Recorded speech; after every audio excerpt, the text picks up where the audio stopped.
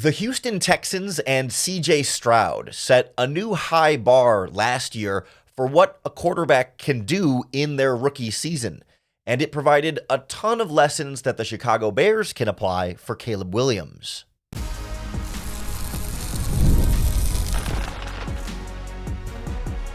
You are Locked On Bears, your daily Chicago Bears podcast. Part of the Locked On Podcast Network, your team every day. This is Locked On Bears, and I'm your host, Lauren Cox. I'm here to bring you your daily, in-depth Chicago Bears news and analysis. You can follow me on Twitter at CoxSports1. You can follow the podcast at Locked On Bears on TikTok, Instagram, Facebook, Twitter, and the Locked On Bears YouTube channel, where you can keep up with all of our video podcasts as well. Thanks for making Locked On Bears your first listen today. We're part of the Locked On Podcast Network, your team every day. Today's episode is brought to you by FanDuel Sportsbook. Now, through September 22nd, all FanDuel customers can bet $5 and get a 3-week free trial of NFL Sunday Ticket from YouTube and YouTube TV. Visit FanDuel.com to get started. On the show today, we compare Caleb Williams as a rookie to CJ Stroud as a rookie, where obviously we're not expecting Caleb Williams to have the kind of rookie season CJ Stroud had, but Stroud's success as a rookie can provide some lessons and some takeaways that the Bears can apply for Caleb Williams this year, because you might not remember, CJ Stroud's Week 1 debut wasn't great either. He lost. And he didn't throw any touchdowns in that game either. Had a lower yards per attempt and all sorts of stuff. So we'll kind of compare how CJ Stroud came out the gate with how Caleb Williams came out of the gate.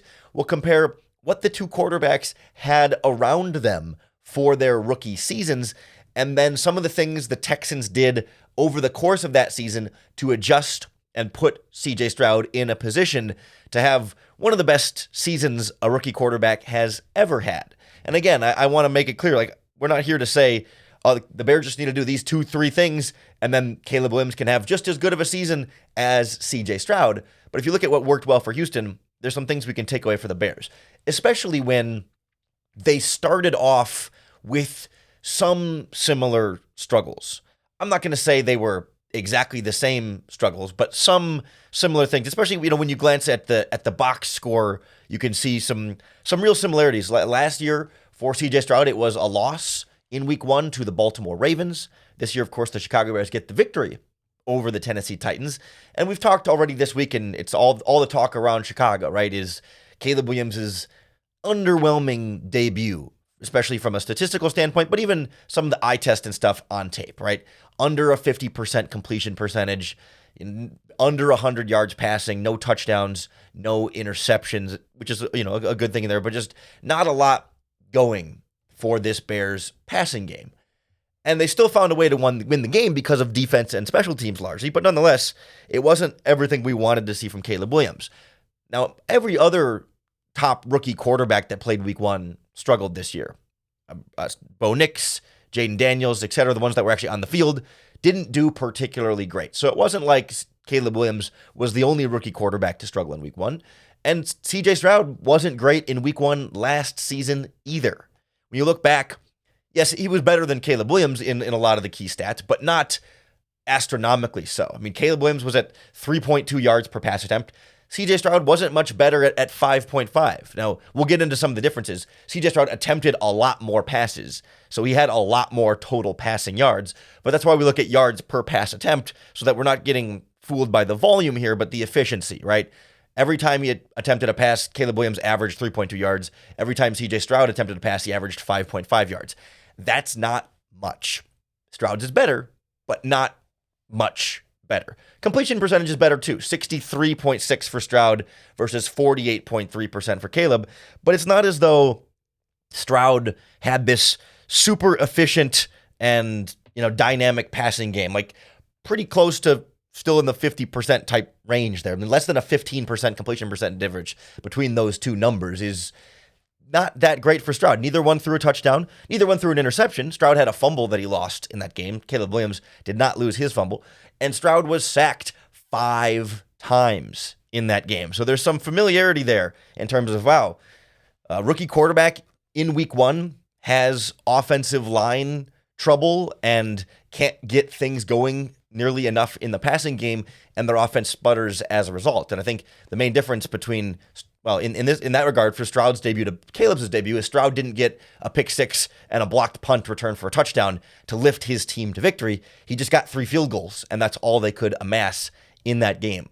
Some other things that are similar from that game. You look at the average time to throw, from snap to throw. CJ Stroud and Caleb Williams were within a tenth of a second of each other. So it wasn't like Stroud or Williams in their week one game was holding the ball a lot longer or getting rid of it a lot quicker than the other. They were very similar average time to throw. In both games, they didn't have much of a running game. The Texans couldn't get the ground game going much last year, week one, against the Ravens in CJ Stroud's debut. The Bears couldn't get the running game going with DeAndre Swift. So it made them both one-dimensional on offense. They had some offensive line issues. Stroud was under pressure a ton, contributed a lot to the lack of the running game there. And they both were credited from PFF with 2 turnover-worthy plays, for what it's worth. So, plays where there could have been turnovers that weren't ultimately generated on those plays. So there's a lot of reason to look back and say, yeah, Stroud struggled in some similar ways to Caleb Williams. The big differences here is, first of all, what we mentioned there, the volume of pass attempts. Caleb Williams attempted just, 29 pass attempts, and CJ Stroud was over 40. Like, they were throwing the ball a lot with him in Houston in that first game. Probably too much. I mean, he dropped back over 50 times in that game. They put a lot on CJ Stroud's shoulder and said, throw us back in this game, throw us back in this game, throw us back in this game, and he wasn't able to do so. The other big difference here that especially if you're resistant of this sort of comparison here, is that, okay, yes, CJ Stroud's happened against the Baltimore Ravens, who would go on to the AFC Championship game, and Caleb Williams has happened against the Tennessee Titans, who did not look like that great of a football team. Of course, I'm not here to say that these debuts were exactly the same, or that the fact that Caleb Williams struggles means he's going to be great moving forward, but there is some similarities here nonetheless. Yes, Stroud had a much better opponent that he struggled against, and we should expect that Caleb Williams should have been better in week one than he was. Absolutely.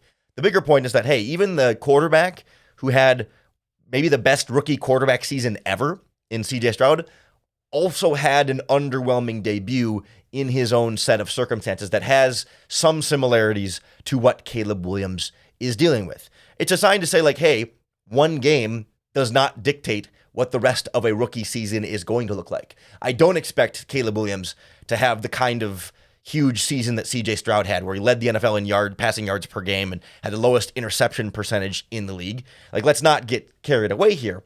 But it is to say, like, week one, not always indicative of what any quarterback is going to do the rest of the year, especially a rookie in his first game. Because if you start to take another step forward here and compare what CJ Stroud was working with to what Caleb Williams was working with, I think there's again some similar similarities. Oh, there you go. Some similarities there that apply in both directions. That, okay, yeah, they both had some of the same resources available to them, or types of resources available to them. Although there were some very clear, distinct differences as well. But I think when you get a sense of what CJ had and what Caleb has, it becomes then easier to really apply the lessons that we're going to take away from Stroud's rookie season. The first one being, don't overreact to week one. The struggles in week one are not necessarily indicative of what the rest of the rookie season might look like. So we'll take a step back and look more so at, like, general rookie season, what Stroud's working with and what Caleb's working with, to figure out, okay, then what can the Bears do for Caleb that the Texans did for Stroud? Next on Locked On Bears. This episode of Locked On Bears is brought to you by FanDuel Sportsbook, America's #1 sportsbook. And right now, FanDuel has something a little bit different for you. Now through September 22nd, all FanDuel customers can bet $5 and get a 3-week free trial of NFL Sunday Ticket from YouTube and YouTube TV. Then with a YouTube TV base plan, you'll be able to watch every regular season Sunday afternoon out-of-market game. All you need is a Google account and a current form of payment, and then you can cancel at any time. It just takes a $5 bet on anything. You could bet the spread for Bears at Texans. Bears are 6.5-point underdogs on the road. The money line is Bears plus 245, and the over-under is set at 45.5 points. Plus, all of your other favorite sports are available to bet on FanDuel. So to get your free trial of NFL Sunday Ticket, just visit FanDuel.com and download America's #1 sportsbook. CJ Stroud had a similarly strong supporting cast at the skill positions on offense than what Caleb Williams has. And that Houston Texans defense was pretty good too in some different ways. And I think there are some differences in some of the nuances of what they had on offense. And I think the big difference is going to be, or the big thing we're going to need to watch here is what the coaches do with that talent, particularly offensive coordinating, offensive game planning, and play calling in general. We are going to talk to our friends from Locked On Texans on tomorrow's Crossover Thursday Locked On Bears podcast. So make sure you subscribe to Locked On Bears and you come back for that podcast tomorrow. Keep making Locked On Bears your first listen each and every day. We really appreciate all of our daily listeners. And hey, when we're done with this podcast, if you're looking for a second listen, don't forget to check out the new Locked On NFL. It's now 2 shows every day. First, the madman Tyler Rowland kicks off your morning with a double shot of NFL espresso, and then you can stop by the barber shop with Tony Wiggins for some real NFL talk. Add in the local Locked On experts, and you get unprecedented NFL insight on YouTube or wherever you get your podcasts. It's Locked On NFL. But as we look at the Bears and the Texans head-to-head here, you can see both teams were very intentional about, hey, let's give our rookie quarterback a lot of talent at wide receiver, talent at tight end, talent in the backfield, support him with weapons so that maybe he doesn't have to do it all and that the players can make more plays after the catch and make the quarterback's job that much easier. The offensive lines is another interesting comparison I want to get into here as well, because the Texans have had a lot of talent there, but had some injury issues that made that group more complicated for Stroud. And then defensively, I think the defenses were built in some slightly different ways. But if you just look at purely the skill positions on offense, you have the Houston Texans last season. It was Nico Collins is kind of the #1 receiver there with a promising young rookie in Tank Dell, kind of the Rome Odunze equivalent. Not that Dell and Odunze have the same skill set at all, but just that rookie wide receiver who was a big part of the rookie quarterback's emergence onto the field. We now know that Rome Odunze has a sprained MCL, I believe, and is considered week to week. Reports are that they're optimistic about it, that I've even heard that there's a chance he could even potentially still play this Sunday against the Texans. I would doubt that's going to happen, but the point being, this doesn't seem severe enough to go on short-term injured reserve, so he might miss 1 or 2 games, but don't expect too much more than that. But back to the bigger point here, the Texans had Nico Collins, Tank Dell, Robert Woods at wide receiver, Noah Brown as well. They were pretty good 4 deep at receiver there. And the Bears, DJ Moore is the #1, traded for Keenan Allen, drafted Rome Odunze. They've been using now Gerald Everett basically as that #4 wide receiver to start the season. He played about half of his snaps as a wide receiver, half of his snaps as a tight end. But Tyler Scott was a healthy scratch for this game. So Everett was essentially your #4 wide receiver. So, if you try and put Collins, Dell, Woods, and Brown head-to-head with Moore, Allen, Odunze, and Everett, you're feeling pretty good about it. Yeah, the Bears have at least as good, if not noticeably better, receiver talent than what the Texans had for Stroud last season. At tight end, Dalton Schultz and Cole Kmet, we can call that maybe a push, or we can nitpick and argue who's better there. I don't think it's important to determine which one is actually the better player, more just to say both had good tight ends who could be good pass catchers. And then out of the backfield, Stroud had Devin Singletary and Dameon Pierce. The Bears have DeAndre Swift, Khalil Herbert, Roshan Johnson, Travis Homer, Velus Jones. There's backfield talent, there's tight end talent, there's receiver talent. There are skill positions that supported CJ Stroud's breakout rookie season, and a lot of good skill talent that can support what Caleb Williams is going to do this season. There's similar build in terms of an emphasis on putting weapons around the young quarterback. From an offensive line perspective, I think you look at the Texans O-line and feel like they had more talent overall. Laramie Tunzel is a really solid left tackle for them. Shaq Mason, really solid right guard for them. The right tackle, George Fant, I think is just okay, but, was fairly steady. But then they dealt with a lot of injuries on that Houston offensive line last season. Tunzel missed a couple games early in the year and then was fine, but their left guard and center positions were split between 2 or 3 different players rotating in and out of the line there with some injury issues there, and their injury replacements weren't that great. So it wasn't as though CJ Stroud had some perfect offensive line that kept him pristine all season and was the secret sauce to him having that big breakout rookie campaign. The offensive line was pretty good a lot of the time. I'm not here to say it was a bad O-line that was giving him problems, but it was a bad O-line at first. Like in that first game that we just talked about against the Ravens, he was under pressure like almost 50% of his snaps. He was sacked 5 times in that game. Like Stroud was having a tough time behind that offensive line. I think some of it was him holding onto the ball too long and trying to make plays that weren't there. He scrambled a lot in that game and maybe was just trying to do a little bit too much. Maybe sounds a little bit familiar to Caleb Williams there.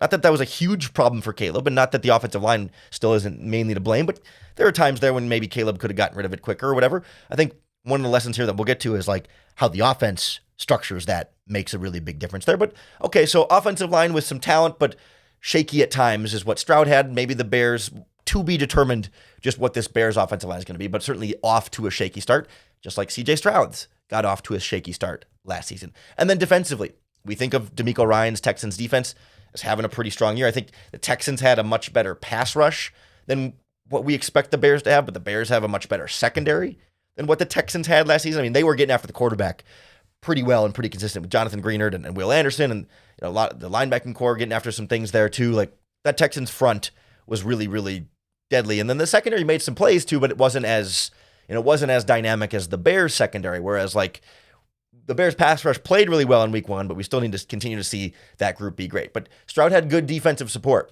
had good receiver weapons support on offense, and an offensive line that was at times very good and at times not as good. And it feels like Caleb Williams is not in the exact same boat, but is in a very similar boat there. A defense that's already bailed him out sometimes. Good receiver and tight end and running back talent, and an offensive line that's so far shaky to start. Like pretty similar to the general kinds of things CJ Stroud had. Again, it's not a perfect apples to apples, 1-to-1 comparison. Different players, different opponents, different scheme, but it's not like the overall type of position CJ Stroud is or was in is that different from the overall type of position that Caleb Williams is in. And so if the player talent type or level is the same around the quarterback, then that just leaves, obviously, the talent and ability of the quarterback is going to be a big thing. We can't expect Caleb Williams to just do what CJ Stroud did. But the other kind of big thing here is coaching. Everyone loves the Houston Texans offensive coordinator, Bobby Slowik, future NFL head coach, everyone says. Put CJ Stroud in all these great positions. So much of this is going to come down to how Shane Waldron adapts and adjusts this offense around Caleb Williams. And that's where the biggest lessons come here. When I look back at CJ Stroud's slow start and then where he took off, you can see some differences in how the Texans operated their offense around CJ Stroud from a game planning, scheme, and play calling perspective. So we'll go through some of the lessons of how the Texans overcame a slow start for Stroud that the Bears can apply to overcome a slow start for Caleb Williams next on Locked On Bears. The Locked On Bears podcast is brought to you by our friends at eBay Motors. Passion, drive, and patience. The formula for winning championships is also what keeps your ride or die alive. eBay Motors has everything you need to maintain your vehicle and level it up to peak performance. We're talking superchargers, roof racks, exhaust kits, LED headlights, and more. So whether you're into speed, power, or style, eBay Motors has you covered. With over 122 million parts for your vehicle, you'll always find exactly what you're looking for. And with eBay's Guaranteed Fit, your part is guaranteed to fit your ride every time or your money back. Because with eBay Motors, you're burning rubber, not cash. With all the parts you need at the prices you want, it's easy to make your car the MVP and bring home huge wins. Keep your ride or die alive at ebaymotors.com. Eligible items only. Exclusions apply. eBay Guaranteed Fit, only available to U.S. customers. When you look at how CJ Stroud turned around an underwhelming start in week 1, and even week 2 was better, but didn't really take off until a few weeks into the season. You can see some things that the Texans struggled with early on, just like the Bears struggled with some things early on, and then got more into what they needed this offense to look like and operate as for Stroud to be his best. And that's what we need to see the Chicago Bears take from Stroud and apply to Williams. And I want to emphasize again, like, it's not as though, okay, the Bears do these 4 things and Caleb Williams will have a 4,000-yard mega season like CJ Stroud. But I think the kind of things that the Texans did for Stroud will really go a long way if the Bears can do similar things in their own context for Caleb Williams. So I look back at Stroud's rookie season, and it's pretty easy to notice. Week 1, sacked 5 times. Yikes. Week 2, against the Indianapolis Colts, sacked 6 times. CJ Stroud was sacked 11 times in the first 2 games. And I think Texans fans were getting some David Carr PTSD with how much their top pick rookie quarterback was getting thrown around there. Some of it was their offensive line, I think. Some of it was the quarterback holding onto the ball too much, trying to scramble, trying to create too many plays. And I think part of the improvement there was CJ Stroud adjusting his own sort of internal clock and playing a little bit faster. Some of it was the offensive line settling in a little bit. Some of it was playing lesser opponents. I think they ended up playing the Jaguars and some other teams from there that didn't finish with super great records or something outside of the playoffs. But you also look at the Texans' offense, and they started giving CJ Stroud better options when he was under pressure and against the blitz. Hot routes that they would build into their offense so that, hey, CJ, if the blitz comes or if the line falls apart, every single play, you've got an option right here. Check down, get rid of it. Something quick that you know and can trust is going to be open. And there were too many times when you go back through the film of week 1 for the Bears and Caleb Williams that it's 3rd and short and Caleb Williams is doing a 5 or 7 step drop, gets to the top of his drop, and the pressure's starting to come, and guys are still working vertical. And there's not that quick out option somewhere for him to get rid of the ball if the pressure's there. They just didn't give Caleb Williams enough answers for blitzes and pressure when his offensive line was struggling. If they started getting into that in the 3rd quarter, after a half of offense ineptitude, and that long 12 or 14 play drive that the Bears drove down with, like, that's when you got the quick out to Keenan Allen and a little curl over here to DJ Moore and slant route over the middle to Rome Odunze or whatever it was. Like, it was quick passing and got some things going there. Like, give your quarterback answers when it comes to an offensive line that might be struggling and a defense that might be aggressive and trying to blitz you. It also meant Stroud doing a lot less scrambling and doing a lot less playmaking out of the pocket, but in exchange for getting into a rhythm and staying into a rhythm, because that's the other thing. We talked about how Stroud threw like over 40 passes in week 1, threw over 40 passes in week 2. They got Stroud throwing early and often and got their young quarterback into a rhythm. That was a really key part for Stroud to just work through some of the adjustments to his receivers to NFL speed, pass a lot in-game reps. That doesn't mean you want to abandon the running game, but it does mean you want to be intentional about getting your quarterback comfortable and getting him rolling in there. And the Texans were deliberate about saying, hey, especially as they were struggling to run the ball, let's at least get this passing game going and get CJ Stroud working in the positive direction. Now, to add on to that, after about week 2 or week 3, the Texans started getting their running game going. And that's the other big thing here, is like the first couple weeks of the season, they struggled in the ground game. I think they switched some things up from a schematic standpoint and different run concepts and different running back usages. So it wasn't like, they were trying different formations and different personnel and different alignment to find types of matchups that would work for them in the running game, spreading it out a little bit, lightening the box, getting some quick hitting running plays up the middle. And by week 3 and week 4, the Texans' running game started going a little bit more. And as their running game got going more, their offensive coordinator, Bobby Slowik, went to a lot more play action after those first couple of games of the season.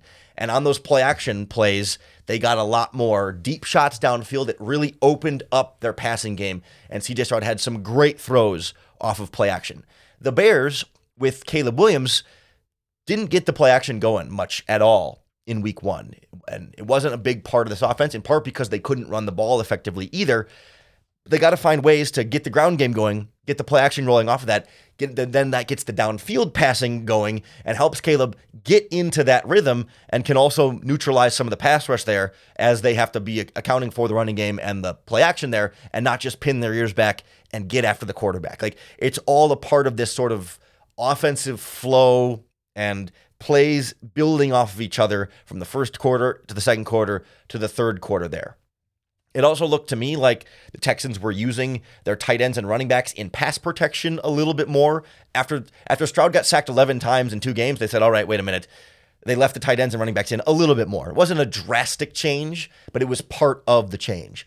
More play action, better running game, extra pass blockers in there, high volume of passing, and giving him quicker options on plays. You can still have plays that take time to develop downfield, but on those plays, make sure Caleb always has an answer to what the opposing defense is going to do.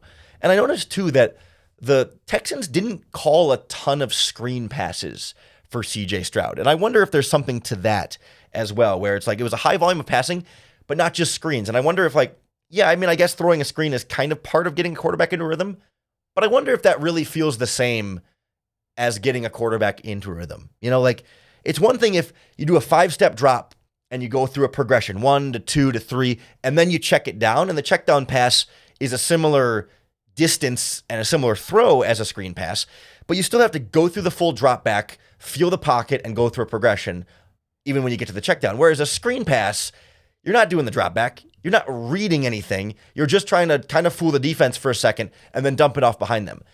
That doesn't feel the same to me as getting a quarterback into a rhythm. It feels a lot more like a running play there, which doesn't necessarily really get the quarterback into rhythm, because the rhythm comes from going through the drop back, reading the coverage, reading the progression, and then delivering a throw. And the screen pass only has the throw aspect of that, but none of the early aspects of that. And so I feel like, yes, screens can be a way to get some pressure off of your quarterback and get some offense going, but I don't feel as strongly that screens can get you into a rhythm, because it's not really a part of the rhythm of passing. Like, I think there's a value here in, like, letting him throw real passes and get, real plays rolling there, and not just going to the wide receiver screen or the running back screen. The Bears did that like 7 or 8 times against the Titans, and that can be a weapon. And I'm not saying run 0 screens, but let's not use the screens as a way to get him into a rhythm. Use the screens as, like, you sprinkle it in here when you need a little not trickery, but you need a little